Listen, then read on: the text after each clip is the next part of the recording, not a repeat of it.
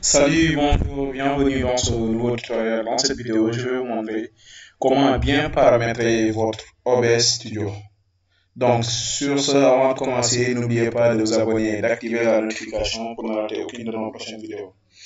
Donc, pour commencer, vous allez d'abord télécharger le logiciel et l'installer. Une fois l'installé, donc vous allez l'ouvrir.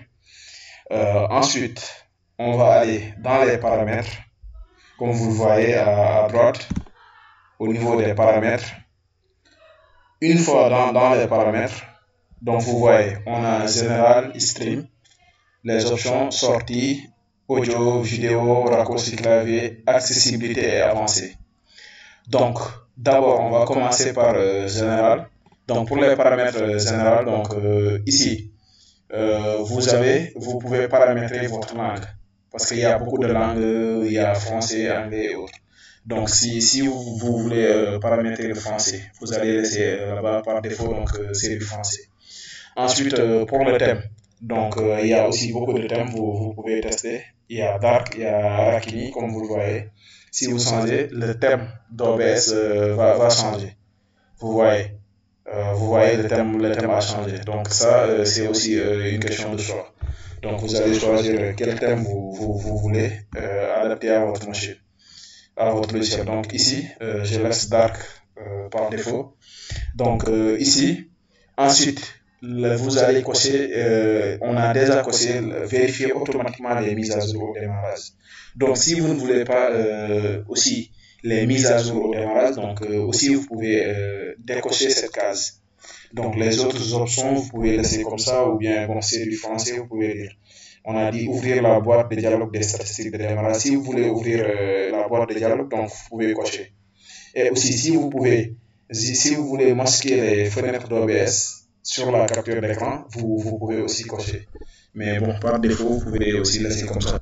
Mais ce qui est important ici au niveau des paramètres généraux, donc ici, c'est demander la confirmation avant d'arrêter un enregistrement. C'est important parce que des fois, par inadvertance, vous pouvez arrêter votre enregistrement sans pour autant être au courant. Donc, ici, vous pouvez cocher cette case pour lorsque vous voulez arrêter votre enregistrement, il va vous envoyer un message en vous disant êtes-vous sûr de vouloir arrêter l'enregistrement? Là-bas, si vous confirmez, ça va arrêter.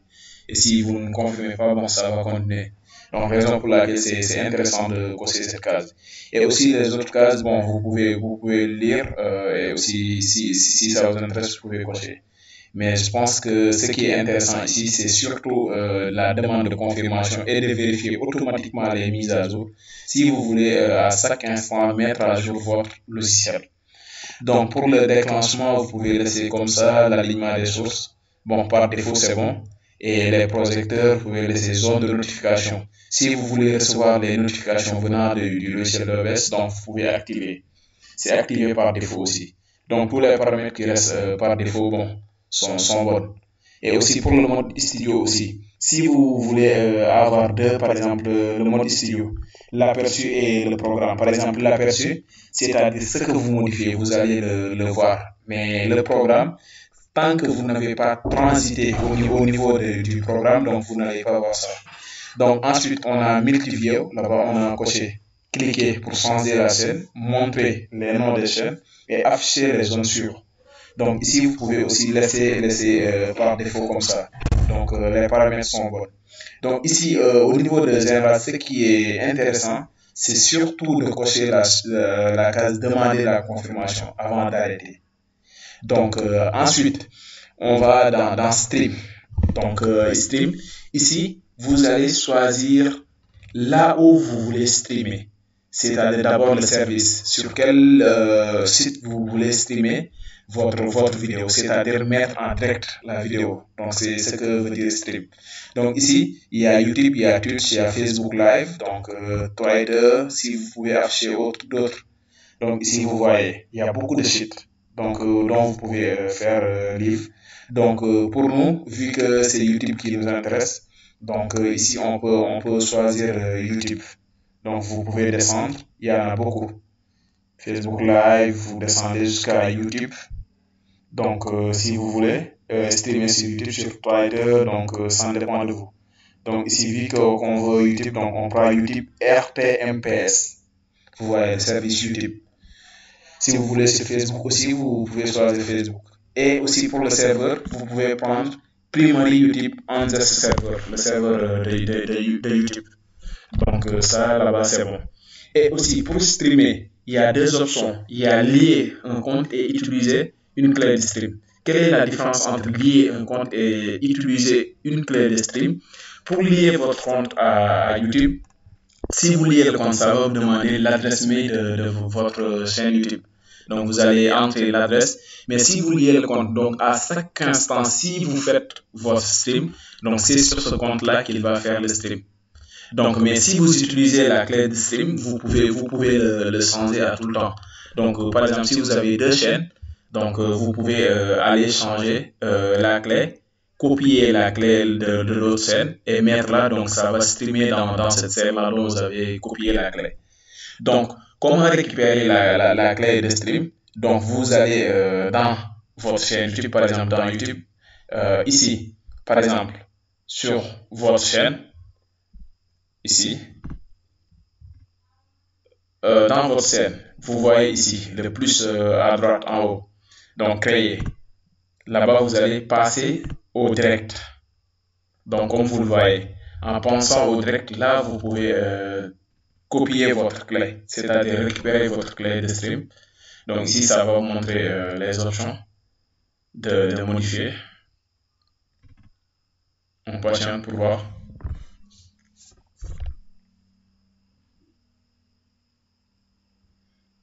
Ouais, donc ici, vous pouvez paramétrer immédiatement, ouais.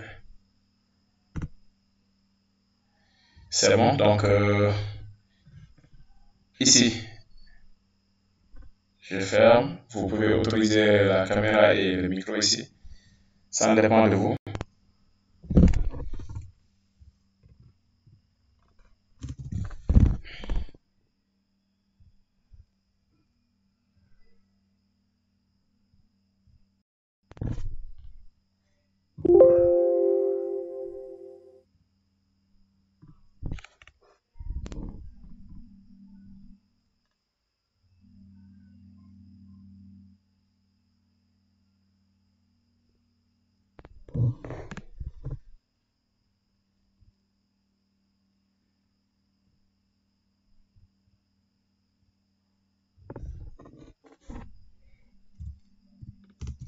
Donc ici, ça se trouve là.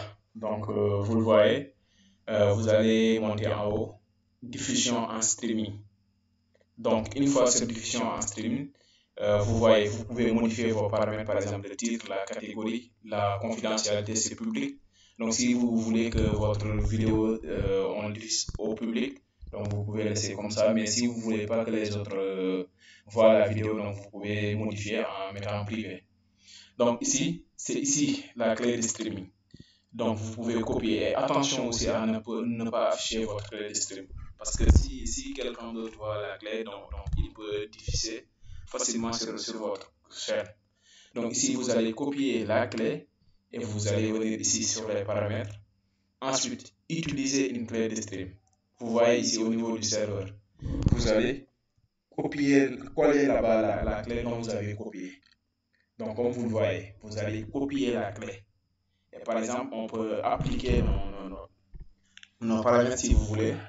Vous voyez, donc on a copié la clé de stream. Donc ici. Ensuite, par exemple, on va continuer les réglages dans les paramètres. Par exemple, donc on a réglé le général et aussi le stream. Donc vous allez dans paramètres sur la sortie. Donc ici, il y a débit vidéo. Donc ici, par défaut, vous pouvez laisser au niveau du mode de sortie simple, vous pouvez laisser 2500 kbps par seconde. Donc c'est bon par défaut à régler à 2500 kbps par seconde. Et le débit d'audio, vous avez différentes options, mais vous pouvez laisser l'option 160, c'est bon. Ensuite, l'encodeur, actuellement j'enregistre avec OBS, raison pour laquelle ça ne me donne pas les options. Donc l'encodeur, moi j'ai pris l'encodeur logiciel. Si vous avez une carte graphique intégrée, donc là-bas ça va vous montrer logiciel et matériel. Donc vous pouvez encoder le matériel, bon, c'est plus adéquat que le logiciel. vous pouvez choisir si vous avez une carte graphique intégrée. Si vous n'avez pas de carte graphique, ça ne va pas vous montrer l'encodeur matériel. Mais ici, moi, j'ai choisi le logiciel. Mais si vous voyez là-bas matériel, donc vous pouvez cocher l'encodeur matériel. Ensuite, ça, le pré-réglage d'encodeur, vous pouvez le laisser, c'est réglé par défaut, c'est bon. Ensuite, vous pouvez descendre sur le chemin d'emplacement de l'enregistrement. Ici, vous pouvez choisir là où vos fichiers dont vous enregistrez, là où ils vont s'enregistrer. Vous allez parcourir ici et choisir dans vos dossiers là où vous voulez enregistrer vos enregistrements sur OBS. Donc, moi, j'ai déjà choisi ça. Ensuite, pour la qualité, vous avez différentes options aussi. Mais vous pouvez choisir la haute qualité et taille de l'image moyenne. Ça, c'est bon, puisque si vous choisissez haute qualité et taille de fichier d'une haute qualité, donc là-bas, les fichiers seront très lourds et aussi ça va impacter sur les visiteurs du site. Par exemple, s'ils n'ont pas de bonne connexion, donc ça ne sera pas bon. Donc, essayez de choisir la haute qualité, c'est ce que j'utilise actuellement. Et la qualité est bonne et aussi la taille du fichier est moindre, n'est pas trop grand. Donc, pour le format, vous avez différentes options aussi. Il y a le format MPV4, il y a le format MKV, bon, il y a le format MO aussi. Donc, vous pouvez choisir MPV4 car beaucoup de logiciels actuellement peuvent lire des fichiers MPV4. Mais s'il s'agit de MKV, beaucoup de logiciels ne peuvent pas le lire. Même sur YouTube, si vous voulez déposer votre vidéo, donc certaines ne peuvent pas déposer le format MKV. Mais quel est l'inconvénient de MP4? Donc ici, il vous dit avertissement, les enregistrements sauvegardés en MP4 ou bien en MOV seront irrécupérables si le fichier ne peut pas être finalisé. Donc vous voyez, par exemple, si vous enregistrez, par exemple, il y a coupure chez vous, et donc là-bas, s'il s'agit de MP4, vous allez perdre tout votre fichier. Donc, raison pour laquelle ici, c'est mieux de choisir MKV, puisque si vous choisissez MKV, mais certains logiciels ne peuvent pas lire, mais vous pouvez le convertir après sur le logiciel OBS. Donc, je vais vous montrer ça dans cette vidéo. Donc, si vous choisissez le MKV, donc là-bas, par exemple, si vous avez une coupure d'électricité ou bien arrêt genre, donc là-bas, vous pourriez continuer votre enregistrement après. Donc, raison pour laquelle le format MKV est la meilleure.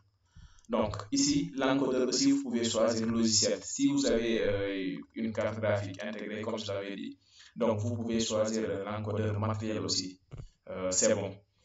Et les autres, vous pouvez laisser comme ça, paramètres personnalisés du mixeur, vous pouvez laisser comme ça. Et aussi ici, pour l'audio, donc la fréquence, vous pouvez laisser, il y a 44,1 et 48, vous pouvez laisser à 48.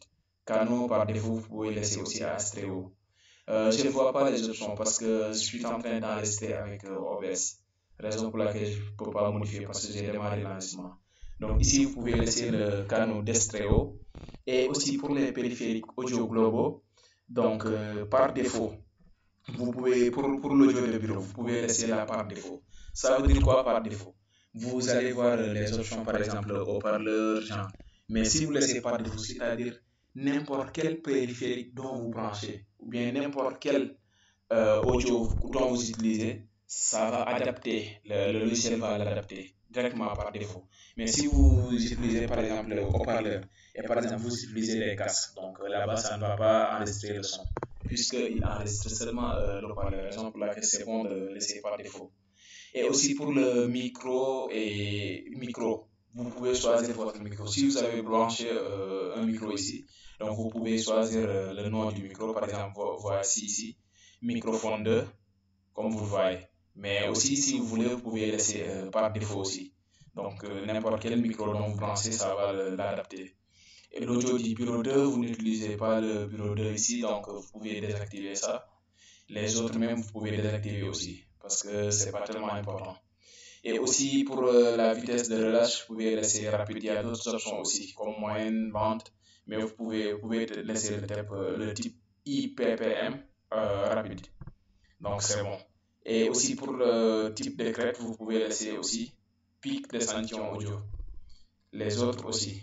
vous pouvez laisser là, sont activés par défaut périphérique de monitoring audio. Surtout là aussi, vous pouvez laisser par défaut. Les autres, c'est bon, c'est bien paramétré par défaut aussi. Et pour la vidéo, donc ici, il y a aussi d'autres résolutions de base au niveau de la vidéo. Mais pour vos processeurs ou bien pour vos machines, je pense que vous pouvez utiliser la résolution 920 x 180. C'est une très bonne résolution de format d'image. Donc le format est bon. Et aussi, si vous choisissez ici 1920 x 1980, sur la résolution de sortie, essayez de choisir la même résolution que la résolution de base. Et le filtrage aussi, vous pouvez laisser comme ça par défaut. Donc, ce sont les réglages au niveau de vidéo. Donc, vous pouvez prendre le format 1920 x 1080. C'est un très bon format. Ensuite, pour les raccourcis clavier sont aussi intéressants sur OBS. Donc, ici, par exemple, j'ai enregistré quelques raccourcis, par exemple, pour le streaming. Par exemple, si je tape, au lieu de venir ici, à gauche là, taper pour streamer, commencer le streaming, je peux directement taper au niveau de mon clavier, Alt Entrée, ça va commencer directement le streaming. Et par exemple, pour enregistrer votre écran aussi, par exemple, j'ai pris les raccourcis CTRL Entrée. Et pour arrêter l'enregistrement, je mets CTRL Espace. Ça dépend de vous. Donc, vous allez voir les raccourcis dont vous voulez adapter à votre enregistrement, à votre environnement, autant pour moi. Donc, sont ces raccourcis-là dont vous allez utiliser si vous voulez faire, par exemple, démarrer l'enregistrement, vous utilisez le raccourci. Il y a beaucoup. Donc, arrêter la caméra virtuelle, afficher barre d'outils de source, vous pouvez descendre. Il y a beaucoup de choses dont vous pouvez utiliser avec les raccourcis. Et ça vous facilite aussi d'aller sur enregistrer ou genre. Ensuite, pour l'accessibilité, ici vous pouvez laisser les réglages de couleurs par défaut. Ici, on a pré-réglé les couleurs par défaut, donc vous pouvez laisser là-bas comme ça. Et aussi pour avancer. Donc ici, par exemple, c'est intéressant aussi de laisser ici la priorité du processus normal. Il y a d'autres aussi supérieurs au-dessus de la normale, la basse, haute.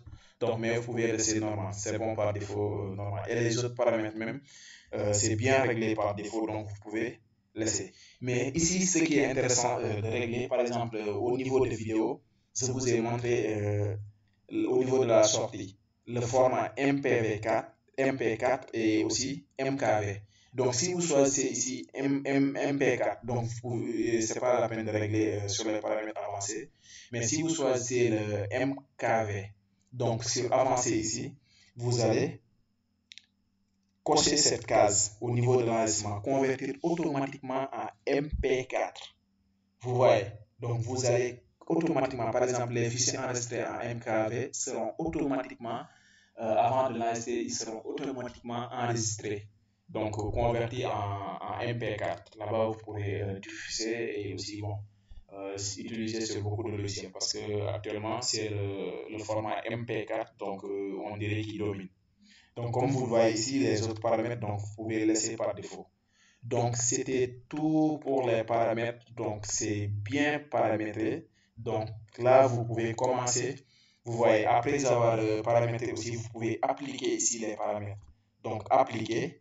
Ensuite, une fois appliqué les paramètres, vous allez taper sur OK pour tout enregistrer. Donc, vous voyez, on a bien paramétré notre chaîne. Donc, c'était tout pour cette vidéo. Donc, dans les prochaines vidéos à venir, donc, je vais vous montrer comment créer des chaînes, des sources, par exemple les filtres. Donc, tout sera complet à la fin de cette playlist. Vous pourrez tout comprendre sur OBS Studio, comment utiliser, comment streamer les différents paramètres et les différents réglages sur OBS Studio.